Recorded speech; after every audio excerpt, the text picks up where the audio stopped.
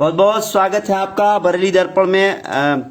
खबर जिस तरह से आप देख पा रहे हैं, अतीक का बेटा असद और शूटर गुलाम यूपी एसटीएफ के एनकाउंटर में ढेर हो गए हैं। अभी 3-4 घंटे पहले की ये खबर है और इस मामले पर मैं बहुत कुछ बताऊंगा कि इस मामले को लेकर जैसे ही पता चला जो कोर्ट में था प्रयागराज में अतीक अहमद, तब उसने क्या प्रतिक्रिया दी, उसका क्या कहना है इस मामले को लेकर, और भी बहुत सारी प्रतिक्रियाएं आई हैं, किस तरह से उसका एनकाउंटर हुआ है उस पर बात करूंगा। अतीक अहमद का बेटा असद का जो है एनकाउंटर का मामला सामने आया है, उसका एनकाउंटर हो गया है और उमेश पाल मामले में भी जो है उसकी तलाश की जा रही थी। 5 लाख रुपए का इनाम था असद पर, जिसको असद और अपने सहयोगी के साथ जो है झांसी में एसटीएफ यूपी एसटीएफ ने उसे जो है एनकाउंटर में मार गिराया है।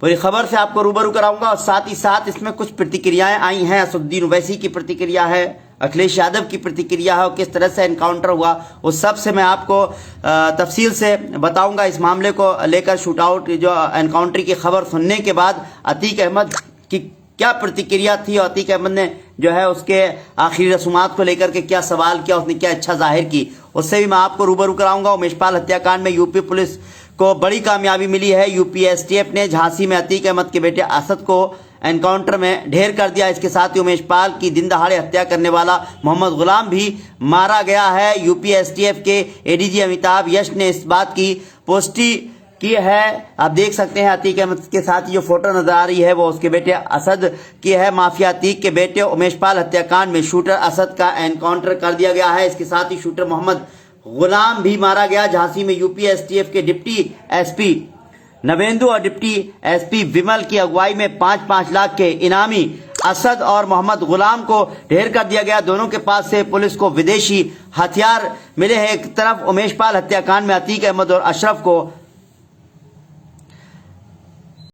कि आज कोर्ट में पेश किया जा रहा था, तो दूसरी तरफ यूपी पुलिस को एक बड़ी कामयाबी हासिल हुई। उमेश पाल हत्याकांड में शामिल 5 शूटरों में से 2 को ढेर कर दिया गया। यूपी एसटीएफ ने झांसी में अतीक अहमद के बेटे असद को एनकाउंटर में मार गिराया। इसके साथ ही उमेश पाल की दिन दहाड़े हत्या करने वाले मोहम्मद गुलाम को भी मार गिराया है। बताया जा रहा है कि असद और मोहम्मद गुलाम आज झांसी में बड़ा गांव और चिड़गांव थाना क्षेत्र के बीच परीक्षा डैम के इलाके में छिपे बैठे थे। यूपी एसटीएफ के एडीजी अमिताभ यश ने कहा कि असद और गुलाम को जिंदा पकड़ने की कोशिश की गई, लेकिन उन्होंने एसटीएफ की टीम पर फायर कर दिया। इसके बाद एनकाउंटर में मार गिराया गया दोनों को। 12 पुलिसकर्मियों की टीम ने एनकाउंटर को अंजाम दिया है। 40 राउंड फायरिंग के बाद दोनों को ढेर कर दिया गया। इस एनकाउंटर के बाद एआईएम सदर असदुद्दीन ओवैसी ने क्या कहा, अखिलेश यादव ने क्या कहा, इस एनकाउंटर को क्या किस तरह से देखा जा रहा है, किस तरह से तरफ इशारा किया है, क्या शंका जाहिर की है और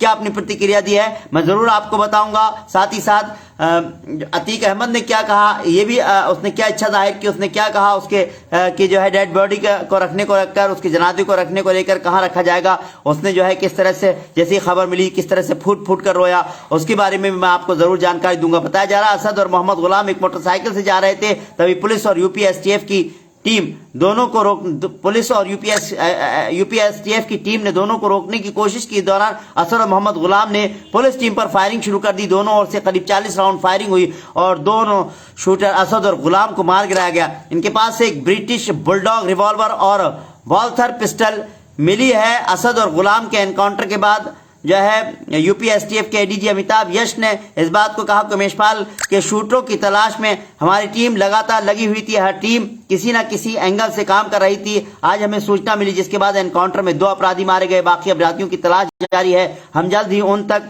पहुंच जाएंगे। जिस तरह से मीडिया रिपोर्ट की माने तो उमेश हत्याकांड के बाद असद गुलाम बाइक पर बैठकर कानपुर पहुंचे। कानपुर में बस में बैठकर असद और गुलाम नोएडा डीएनडी पहुंचे। यहाँ दोनों उतरे। वहां पहले से मौजूद कुछ लोग दोनों को ऑटो में बैठाकर दिल्ली के संगम विहार लेकर पहुंचे। दिल्ली के संगम विहार में असद और गुलाम 15 दिन रुके थे। दिल्ली पुलिस ने दिल्ली से जावेद, खालिद और दिशान को गिरफ्तार किया। तीनों से यूपी एसटीएफ ने पूछताछ की, जिसके बाद सुराग मिला। दिल्ली से असद और गुलाम अजमेर आए, फिर अजमेर में कुछ दिन रुके। अजमेर से दोनों झांसी पहुंचे। झांसी में दोनों को एनकाउंटर में मार गिराया गया।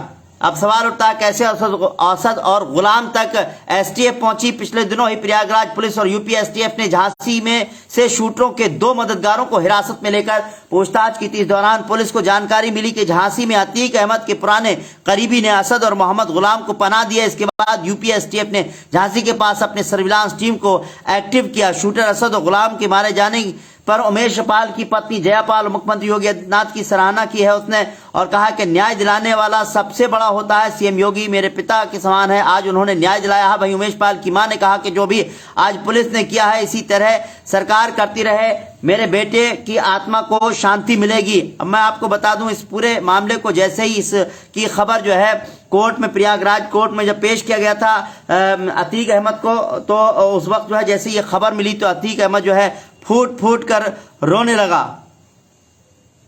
और उसने इस बात का जो है वो उसे मलाल है कि वो उसका बेटा उसकी वजह से मारा गया, ये सब मेरी वजह से हुआ है। एनकाउंटर पर जब फूट फूट कर रोया, माफिया अतीक और असद को कहां दफनाएंगे ये भी सवाल किया। बता दें एनकाउंटर को लेकर माफिया अतीक अहमद का दर्द सामने आया कोर्ट में जब था। दूसरों को जो है जिस तरह से जो भी जो वारदातें अतीक अहमद पर लगती रही हैं, जिस तरह से दूसरों के परिवारों पर इस तरह से नुकसान पहुंचाने की बात होती रही है, जब अपने ऊपर आया तो अतीक जो है फूट फूट कर रोया।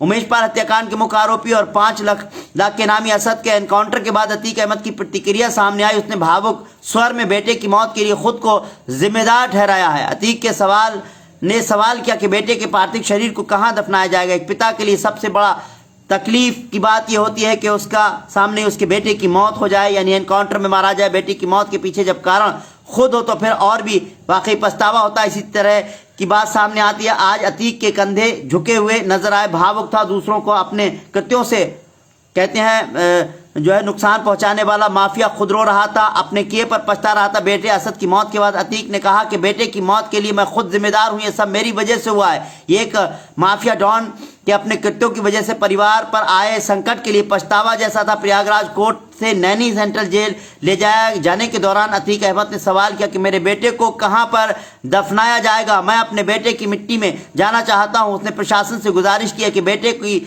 मिट्टी में जाने की व्यवस्था कराई जाए। इस दौरान अतीक अहमद के चेहरे पर दर्द दिख रहा था। इससे पहले बेटे के एनकाउंटर में मौत की खबर मिलने के बाद कोर्ट परिसर में ही फर्श पर बैठकर वो रोने लगा था। कोर्ट रूम में मौजूद लोगों ने बताया कि अतीक फूट फूट कर रो रहा था जिस वक्त उसको इस बात की खबर मिली कि उसका बेटा झांसी में एसटीएफ के साथ हुए एनकाउंटर में मारा गया। असद अहमद के एनकाउंटर के बाद जिस प्रकार का भाव अतीक के चेहरे पर दिखा वो पहले दिखता तो शायद ये नौबत नहीं आती, ऐसा कहा जा रहा। उसने नैनी जेल में बंद अपने दूसरे बेटे अली से मिलने की भी गुहार लगाई। जेल प्रशासन ने इसकी मंजूरी देने से इनकार कर दिया तो अतीक एक बार फिर भावुक हो गया। असद एनकाउंटर के बाद से राजनीतिक चर्चाएं का दौर भी शुरू हो गया। इस मामले में उमेश पाल की पत्नी जयापाल का बड़ा बयान सामने आया है। उन्होंने कहा कि अब हमारे परिवार पर खतरा पहले से अधिक बढ़ गया है। अतीक अहमद के पूरे कुनबे को सजा मिलनी चाहिए। असद के एनकाउंटर के बाद उन्होंने आशंका जताई कि अतीक गैंग का निशाना उनका परिवार हो सकता है। जी हां, उमेश पाल के परिवार ने इस तरह का जो है आशंका जाहिर की है। अब मैं बता दूं इस पूरे मामले को लेकर एनकाउंटर हुआ है, ये एनकाउंटर कहां तक किस तरह से हुआ है, इस मामले को लेकर जो है कहीं ना कहीं जो है AIM सदर असदुद्दीन ओवैसी ने कुछ जो है सवाल किए हैं और कहा है कि कोर्ट का काम ही क्या रह गया है जब एनकाउंटर हो रहे हैं, इस तरह का कुछ उन्होंने कहा। उत्तर प्रदेश STF ने गुरुवार को माफिया अतीक अहमद के बेटे असद और उसके साथी गुलाम को एनकाउंटर में मार गिराया। उसके बाद जो है असदुद्दीन ओवैसी यानी AIMIM सदर और हैदराबाद के सांसद असदुद्दीन ओवैसी का बयान आया। असदुद्दीन ओवैसी ने असद एनकाउंटर पर तीखी प्रतिक्रिया दी। उन्होंने कहा कि बीजेपी मजहब के नाम पर एनकाउंटर करती है, कोर्ट और जज किस लिए हैं, अदालतों को बंद कर दे। क्या बीजेपी वाले जुनैद और नासिर को मारने वालों को भी गोली मारेंगे? नहीं, क्योंकि ये मजहब के नाम पर एनकाउंटर करते हैं, ऐसा AIM सदर असदुद्दीन ओवैसी ने कहा है। असदुद्दीन ओवैसी ने कहा कि एनकाउंटर नहीं, कानून की धज्जियां उड़ रही हैं। अगर तुम फैसला करोगे कि गोलियों से इंसाफ करोगे तो फिर अदालतों को बंद कर दो। उत्तर प्रदेश STF ने गुरुवार को झांसी में अतीक अहमद के बेटे असद और उसके साथी गुलाम को मुठभेड़ में मार गिराया। उत्तर प्रदेश के special DG law and order Prashant Kumar ने बताया कि आज सुबह 12:30 बजे से 1 बजे के बीच में सूचना के आधार पर कुछ लोगों को रोका गया तो दोनों तरफ से गोलियां चली।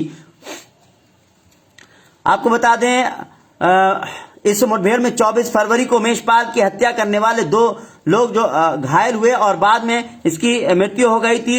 इनकी पहचान असद और गुलाम के रूप में हुई। अभियुक्तों के पास से आधुनिक विदेशी हथियार, बुलडॉग वगैरह बरामद हुए। इस मामले में राजनीतिक प्रतिक्रियाएं भी सामने आई हैं। इस मामले पर समाजवादी पार्टी के प्रमुख अखिलेश यादव ने क्या कहा वो भी मैं बता दूं। असदुद्दीन ओवैसी के अलावा सपा प्रमुख और यूपी के पूर्व सीएम अखिलेश यादव ने भी एनकाउंटर पर सवाल खड़ा किया। उन्होंने कहा कि झूठे एनकाउंटर करके बीजेपी सरकार सच्चे मुद्दों से ध्यान भटकाना चाह रही है। भाजपा न्यायालय में विश्वास ही नहीं करती है।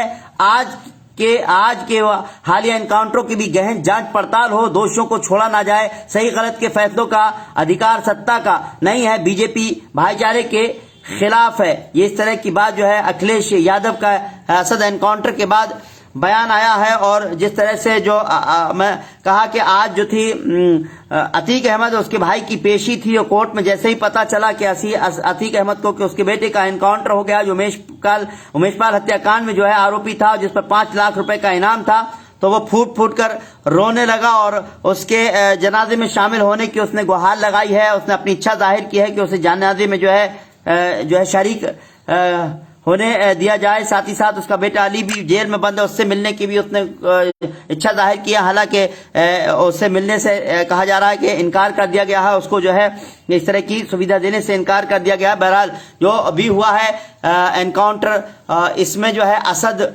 जो है अतीक का बेटा है गुलाम और एक साथ ही साथ जो शूटर था गुलाम, जिसने जो है उमेश पाल के हत्याकांड में पूरा उसका नाम आया था, जिसने गोली मारी थी, उसको भी एसटीएफ ने मार गिराया है। तस्वीरें आपको मैं फिर एक बार दिखाना चाहूंगा। जिस तरह की तस्वीरें हैं आप ये देख सकते हैं, असद है और अतीक अहमद की ये फोटो है, दोनों तस्वीरें आप देख सकते हैं। ये जो है असद को जो है और उसका साथी गुलाम, दोनों ही को एसटीएफ ने झांसी में, यूपी एसटीएफ ने झांसी में एनकाउंटर में मार गिराया है। ये आप जो तस्वीर है, ये वीडियो देख रहे हैं, ये आप तस्वीरें देख रहे हैं, ये एनकाउंटर स्थल की तस्वीरें हैं। बाइक पर सवार थी, बाइक की तस्वीरें हमने ब्लर कर दी हैं। बहुत सारी इस तरह की डेड बॉडी दिख रही थी, तो उनको देखते हुए जिस तरह से जो कुछ नियम है मीडिया के भी जो फॉलो करने हैं, गाइडलाइंस है सुप्रीम कोर्ट की, उनको फॉलो करते हुए, क्योंकि इस तरह की तस्वीरें हम बिल्कुल खुली भी नहीं दिखा सकते, तो ब्लर की भी तस्वीर आप देख पा रहे हैं। ये जो है गुलाम की डेड बॉडी आप देख सकते हैं। उसी के साथ साथ सफेद कपड़ों में अतीक का बेटा असद की भी डेड बॉडी है, ये तस्वीर आपको दिखा रहे हैं। वैसे साथ ही साथ यहाँ पर गाड़ी भी जो है वो बाइक जो है, वहां पर बाइक भी है मौके पर। ये गुलाम की फोटो है। ये सीधी जो है जो तस्वीरें हैं ये झांसी से मिली हैं और आप ये तस्वीरें वीडियो भी देख सकते हैं जो सोशल मीडिया से जो है से आए हैं। और आप देख सकते हैं ये बाइक है जिस जगह पर एनकाउंटर हुआ है और ये वो टीम है एसटीएफ की जिसने अतीक के बेटे असद और शूटर गुलाम को एनकाउंटर में मार गिराया है। इस मामले पर जो है असदुद्दीन ओवैसी ने और बहुत सारी जो है कहा जाए अखिलेश यादव ने अपनी अपनी प्रतिक्रिया दी है। असदुद्दीन ओवैसी ने कहा कि कोर्ट का क्या काम रह गया है जब इस तरह से गोलियों से फैसला होगा। इसी तरह से कहीं ना कहीं अखिलेश यादव ने भी इस एनकाउंटर पर सवाल उठाए हैं।